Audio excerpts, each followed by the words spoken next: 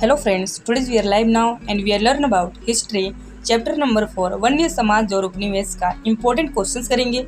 Total 10 questions है। अगर आप इसको कर लेते हैं तो चैप्टर 4 का जो है डाउट्स आपका क्लियर हो जाएगा। अगर आप ये 10 क्वेश्चंस अच्छे से पढ़ लेते हो तो आपको चैप्टर 4 को दोबारा पढ़ने की ज़रूरत नहीं पड़ेगा। एंड प्लीज़ चैनल पर नए हो सब्सक्राइब कर लेना और वीडियो को लाइक कर लेना। पहला क्वेश्चन है, औपनिवेशिक काल में खेती के तेजी से फैलने के क्या कारण थे? उत्तर होगा, अंग्रेजों ने व्यावसायिक फसलों के उत्पादन को प्रोत्साहित किया, बढ़ती शहरी आबादी का पेट भरने के लिए और औद्योगिक उत्पादन के लिए कच्चा माल की ज़रूरत। ये तीन जो है आवश्यकताओं की वजह से ही औपनिवेशिक काल में खेती के तेजी से फैलने के कारण बने। दूसरा है, इंग्लैंड में बलूत के जंगल लुप्त होने से क्या प्रभाव पड़ा? बलूत की लकड़ी में कमी के कारण शाही नौसेना के समक्ष लकड़ी की आपूर्ति की समस्या आ खड़ी हुई। मतलब जब बलूत की लकड़ी कम पड़ने लगी तो उसके वजह से शाही नौसेना के जो समक्ष लकड़ी की आपूर्ति की समस्या आई वो खड़ी हो गई और मजबूत तथा निरंतर आपूर्ति में कमी आने के कारण इंग्लैंड में जहाज़ का निर्माण में कठिनाई आने लगी। और जब लकड़ी की कमी पड़ी उसके वजह से इंग्लैंड में जो है जहाज़ों का निर्माण में कठिनाई आने लगी। भारत से बड़े पैमाने पर लकड़ी का निर्यात होने लगा। इसके लिए भारतीय वनों की कटाई होने लगी। मतलब जब इंग्लैंड में लकड़ियाँ नहीं मिलती थी तो उसके वजह से भारत से जो है लकड़ियाँ सप्लाई हो रहा था, उसके वजह से भारतीय वनों में जो है ज़्यादा तेज़ी से कटाई होने लगी। सो ये 3 पॉइंट जो है इंग्लैंड में बलूत के जंगल लुप्त होने का प्रभाव पड़ा भारत के ऊपर। तीसरा क्वेश्चन है, 1850 के दशक से रेलवे के विस्तार ने भारतीय वनों से अपेक्षित की नई मांगों को जन्म दिया और उन्हें कैसे पूरा किया गया? उत्तर होगा, ये रेल लाइन शाही सेना के आवागमन और औपनिवेशिक व्यापार के लिए अति आवश्यक थी। ये जो रेल लाइन था वो शाही सेना के आवागमन और औपनिवेशिक व्यापार के लिए बहुत ही इम्पोर्टेंट था। इंजनों को चलाने के लिए ईंधन के रूप में लकड़ी की ज़रूरत पड़ती थी। मतलब कि जो रेल है उसको चलाने के लिए इंजन में लकड़ी चाहिए, ईंधन चाहिए जो कि पेट्रोल हम में यूज़ करते हैं, बट उस समय के टाइम में लकड़ी यूज़ होता था। और तीसरा, रेलवे लाइन को जोड़े रखने के लिए लकड़ी के स्लीपर भी चाहिए थी। आज के समय में आपको सीमेंट का स्लीपर दिख रहा होगा ट्रेन के नीचे, बट पहले ज़माने में जो है लकड़ी का स्लीपर रहता था जिससे पटरियाँ एक दूसरे से जुड़ी रहती थी। ये 3 पॉइंट जो है 1850 के दशक से रेलवे के विस्तार में भारतीय वनों से अपेक्षा की नई मांगों को जन्म दिया था।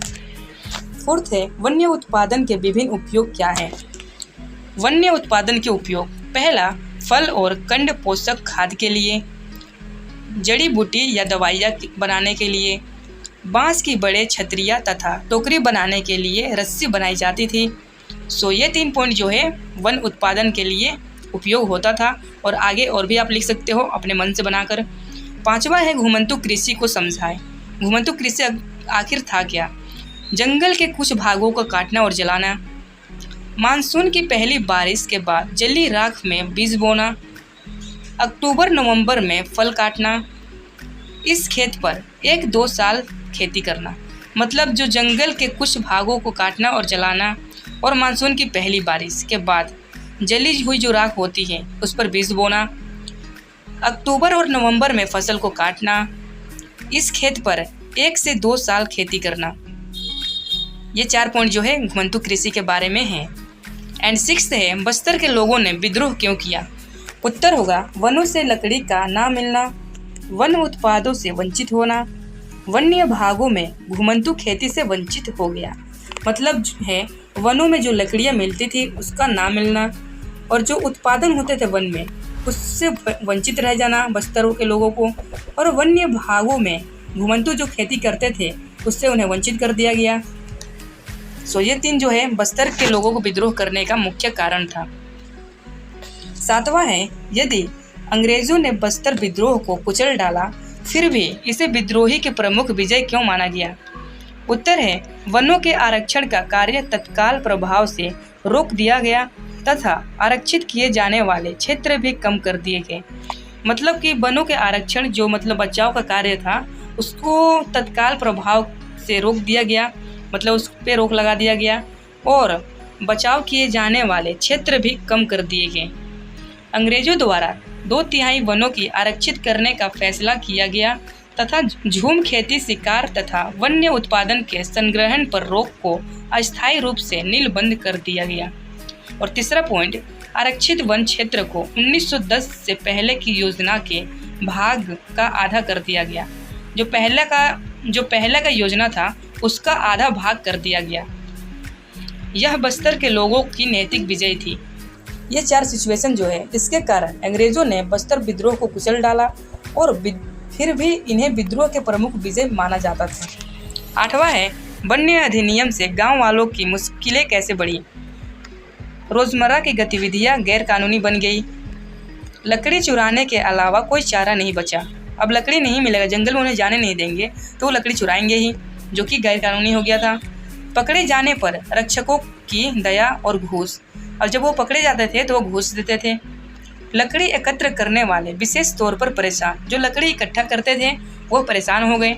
सो ये 4 सिचुएशन जो है वन्य अधिनियम से गांव वालों की मुश्किलें बढ़ा दी। एंड 9th है, युद्धों से जंगल क्यों प्रभावित हुए। वन्य विभाग से जंगी की ज़रूरतों को पूरा करने के लिए पेड़ों की कटाई, भस्म करो भागो नीति के तहत सागौन के लट्ठों के ढेर जला दिए गए। जापानियों ने युद्ध उद्योगों के लिए जंगल कटवाए। जापानी जो थे वो युद्धों के उद्योगों के लिए जंगल कटवाए। गांव वालों ने इस अवसर का लाभ उठाया और जंगल में खेती का विस्तार किया, मतलब खेती शुरू कर दी। ये 5 सिचुएशन जो है युद्धों से जंगल प्रभावित हुए थे। और 10वां है, बस्तर और जावा के औपनिवेशिक वन प्रबंध में क्या समांतर थे। दोनों जगह पर वन कानून द्वारा वनों पर नियंत्रण स्थापित किया गया। दोनों जगहों पर वैज्ञानिक वानिकी की शुरुआत की गई। अंग्रेजों की तरह डच भी जहाज के लिए लकड़ी हासिल करना चाहते थे। एंड ये 3 सिचुएशन बस्तर और जावा के औपनिवेशिक वन प्रबंध में समस्याएं पैदा करी थी। तो फ्रेंड्स, अगर आपको हमारा वीडियो अच्छी लगी हो तो चैनल को सब्सक्राइब कर लेना और वीडियो को लाइक कर देना। और आप हमारे व्हाट्सएप ग्रुप पर ज्वाइन हो सकते हो, जहां पर आपको ये इंपॉर्टेंट नोट्स का PDF मिल जाएगा। And thank you so much for watching my video. Bye bye.